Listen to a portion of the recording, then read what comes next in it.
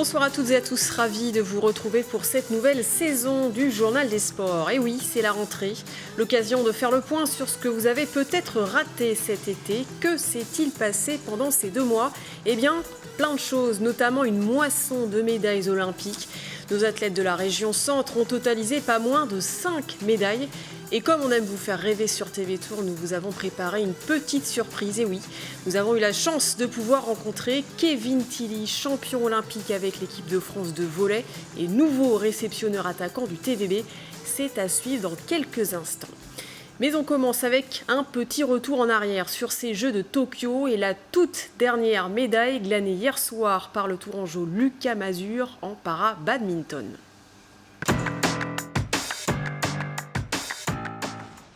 Là, ou plutôt les toutes dernières médailles, puisque Lucas Mazur a remporté l'or en simple et l'argent en double mixte.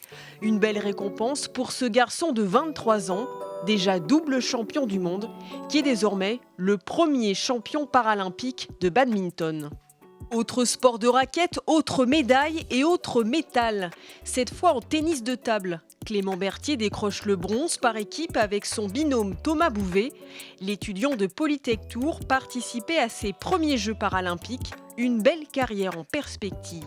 Du bronze également pour le Blésois Raphaël Beaugilet en cyclisme sur piste. Avec son pilote François Pervis, il bat un nouveau record personnel, mais pas suffisant face à la paire britannique. On savait quand même que les Anglais allaient être vraiment sur notre planète. On savait qu'ils seraient intouchables. En toute honnêteté, on se battait vraiment pour monter sur le podium pour la médaille de bronze. Voilà, on a réussi. On n'avait pas la pression. J'ai même dit à François 2 minutes avant le départ. C'est vrai. Je le regarde. Je lui dis je dis ça va, tu stresses pas? Et il me dit bah non ça va, je me sens bien. Mais même moi j'étais pas.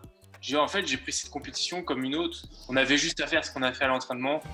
Elle avait envie de réitérer son exploit des Jeux de Rio en gardant son titre olympique sur la longueur. Marie-Amélie Le Fur finit sa carrière en argent avec un saut à 6,11 m.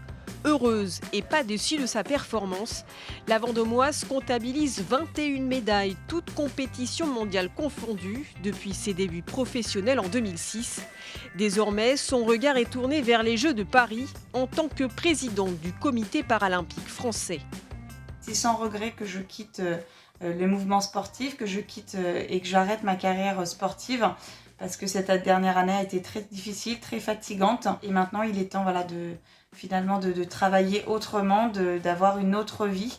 La flamme olympique tokyoïte s'est éteinte dimanche, mais elle aura permis de découvrir de jeunes athlètes en devenir, comme Tiffaine Soldé à la longueur ou bien Caroline Hennuy en gymnastique, sans oublier nos champions et championnes, Sarah Guyot en aviron et Eric Pereira au tir à l'arc. Et puis il y a une médaille dont on n'a pas encore parlé, celle historique de l'équipe de France de volley, des Bleus qui nous ont fait rêver et qui décrochent leur tout premier titre olympique. Parmi l'effectif, Pascal Foussard, manager général des Bleus, mais également du Tour Volleyball, mais aussi Kevin Tilly, nouvel homme fort du TVB. Nous l'avons rencontré à peine arrivé en Touraine. Il est grand, il est fort et il vaut de l'or olympique, sauce japonaise. Kevin Tilly, bonjour. Bonjour. Merci de nous recevoir dans votre nouveau chez vous, le Temple Grenon. Pas trop lourde cette médaille que vous portez autour du cou là ? Si, elle est très lourde. Elle est très lourde, mais bon, c'est pas grave. C'est le poids du succès ? Voilà, c'est le poids du succès. C'est un honneur de la porter, c'est sûr. Un mois, presque jour pour jour après votre sacre de champion olympique à Tokyo, est-ce que vous réalisez justement que vous avez fait un exploit historique ? Est-ce que vous le mesurez ? On a eu du mal, on a eu un peu de temps, mais petit à petit on s'en rend compte, je pense, les gens qui nous en parlent autour. Comme on n'a eu personne dans les salles, on s'en est pas trop rendu compte juste sur les réseaux sociaux. Mais c'est vrai que là, de plus en plus de gens m'en parlent, me disent que le volley commence à avoir du succès. Donc là, c'est vrai qu'on voit qu'on a fait quelque chose, quoi. Quel souvenir gardez-vous des Jeux de Tokyo ? Pour moi, c'est vraiment l'aventure avec les potes. C'est une aventure entre potes qui se finit avec un rêve réalisé. C'est incroyable, mais c'est un rêve de... Je pense que chaque volleyeur rêve un jour de jouer aux Jeux Olympiques et de gagner la médaille d'or. Depuis qu'on est petit, on parle de se faire un service à 24 partout aux Jeux Olympiques, enfin des trucs comme ça. Et c'est vrai que le faire avec une bande de potes et y arriver, c'était inimaginable, quoi. À quel moment de la compète vous vous êtes dit allez, ça sent bon, on est capable de le faire et on va aller au bout, on va être champion? Je pense que c'est après le quart de finale. C'est vrai qu'on a eu un début de compète très, très difficile. On était un peu crispés, un peu stressés, nerveux, je pense. Et le fait d'avoir perdu nous a un peu relâchés. On s'est dit qu'on n'avait plus rien à perdre. Et voilà, on a joué notre jeu, du coup, un peu relâché, avec un peu le sourire. Et ça nous a fait gagner les matchs qu'il fallait pour passer la poule. Et même ce quart de finale, du coup, on avait beaucoup moins de pression que les Polonais, je pense, qui est champion du monde, qui visait le titre. Et voilà, c'est un match incroyable qu'on gagne au tie-break et qui après nous fait un peu rêver de médailles, quoi. Et alors, votre père, Laurent Tilly, a été le coach de l'équipe de France jusqu'à la fin des Jeux Olympiques, hein. Il est resté 9 ans coach. Être sacré champion olympique, justement, avec son père, c'est pas commun. C'est vrai que c'est pas commun. C'est arrivé avec les Brésiliens en 2016. Mais ouais, c'est vrai que c'est pas commun, mais c'est une fierté. On avait déjà les titres auparavant, c'était une fierté, mais pouvoir gagner les Jeux Olympiques, comme je disais, c'est inimaginable et je pense qu'on en reparlera toute notre vie, quoi, c'est sûr. Est-ce qu'on parle de cette image où on voit, alors ça a fait le tour des médias, Ouais. où on voit votre père qui saute, qui plonge pour récupérer un ballon? C'était ça aussi Il est comme ça dans la vie? Ouais, mais là, je pense qu'il était tellement dans le match que bon, c'était son réflexe. Et puis on avait un peu d'avance, donc je pense qu'il était un peu... Enfin, il est toujours stressé même si on a de l'avance, même plus, je pense. Et je pense qu'il était tellement dans le match que voilà, il a vu la balle partir et son réflexe c'était de plonger, de faire un plongeon. Donc c'était assez drôle, moi ça m'a bien fait rire quand même, mais bon. Heureusement qu'on le gagne après le match quand même. C'est compliqué ou pas d'avoir un papa justement qui est coach en même temps? Est-ce que du coup c'est vraiment le coach ou est-ce que la frontière elle est assez mince finalement entre les deux?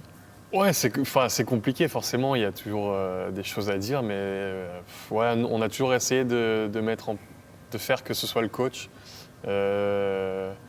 Pendant les stars de l'équipe de France et tout ça, et puis à la maison, soit le père. Mais bon, ça a été un peu compliqué pendant 9 ans, donc je pense que ça a vraiment été pour moi un coach pendant ces 9 ans. Et même à la maison, c'était un peu comme un coach, quoi. Donc ça va me faire du bien de retrouver un papa, comme j'avais dit, qui ne m'embêtera plus avec le volley, quoi.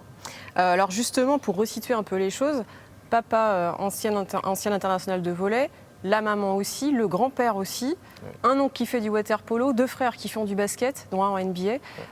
Vous avez eu le choix, vous, de ne pas faire de sport? Ouais.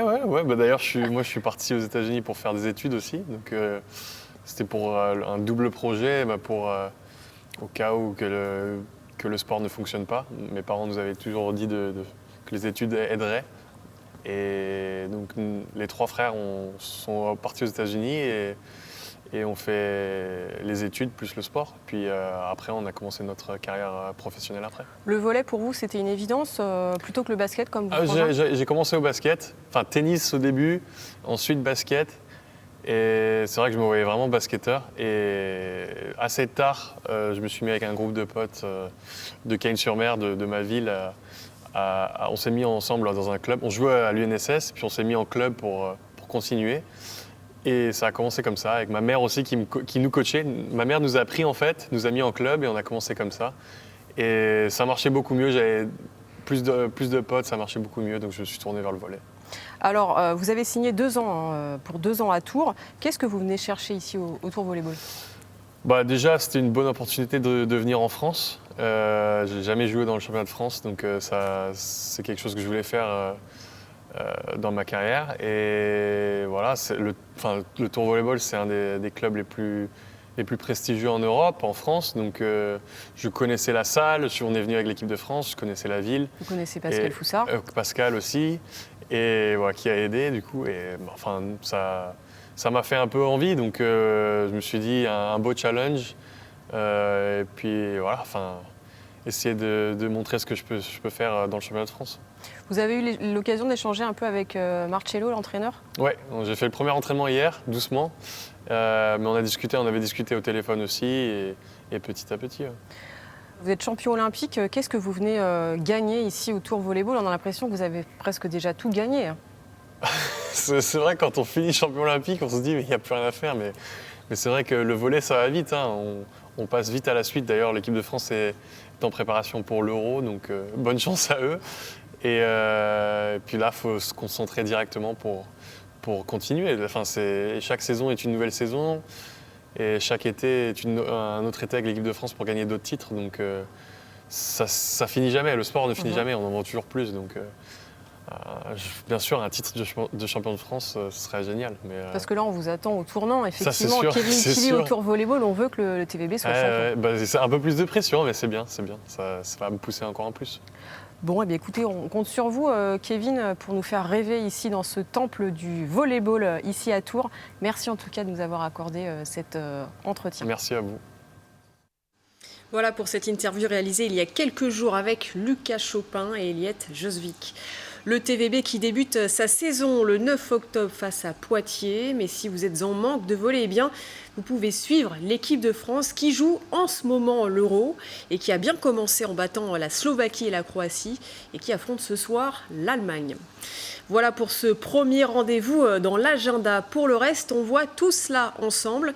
L'événement de cette semaine à venir, c'est le rendez-vous Sport Ouverte le week-end prochain à Tours. 20e édition, 250 activités à découvrir, 2 lieux différents, le lac de la Bergeonnerie, le centre aquatique du lac, entrée et animation gratuite. Et puis la grande nouveauté cette année, un village handisport. Dans le reste de l'actu sportive, les handballeuses chambrésiennes débutent leur saison, elles, mercredi 8 septembre et se déplacent à Paris. Quant aux rugbymen de Tours, ils fouleront la pelouse du stade Tonlé face à Nantes dimanche. Pour ce qui est des autres clubs, en basket, le TBM et l'ADA sont encore en rodage, de même que le TVB et les Remparts qui poursuivent leur match de préparation. Voilà, le journal des sports, c'est déjà fini. Merci à vous d'être toujours aussi nombreux à nous suivre sur TV Tour. Rendez-vous lundi prochain pour une nouvelle dose d'actu sport. Vous retrouverez le fringant Romain Delville. Ciao.